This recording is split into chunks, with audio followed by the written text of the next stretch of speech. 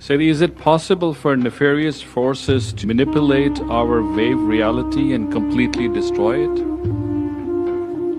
Yes, that's why when we're teaching, we teach with all these rules.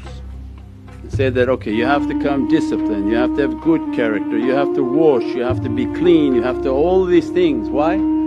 Because we have the teachings of the jinn.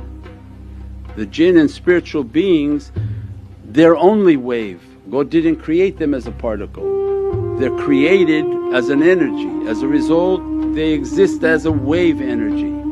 As a result people don't see them.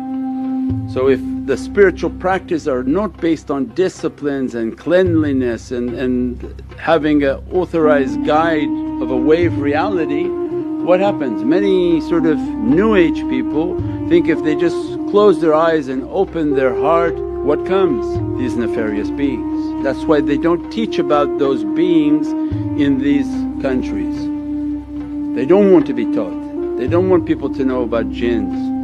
They only say, oh this is a demon and this is a fallen angel. No, an angel is an angel, but the jinn are the jinn and they're 10 times our population.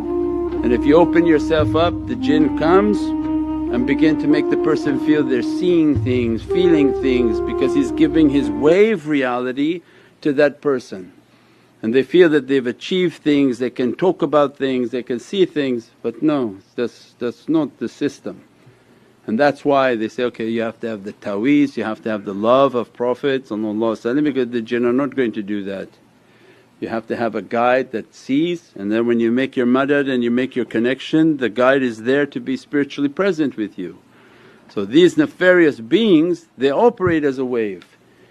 And that's how we described, how do they become powerful? How are these elites so powerful? Because they don't play by the rules.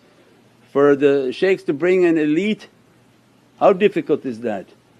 To get them out of their palace, bring them down and come and say, now come sit here and learn realities? No. But how shaitan does that? How did the nefarious jinn do that? They just enter the guy's house.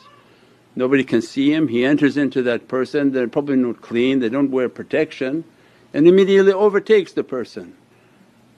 All his desires, takes over his company, takes over his checks, takes over his entire life. And then they're sitting in the head of all these corporations.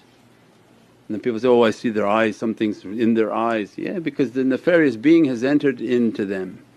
And the eyes of the jinn are like a cat, not like our eyes. So yeah, they don't play by the rules and very easy for them to possess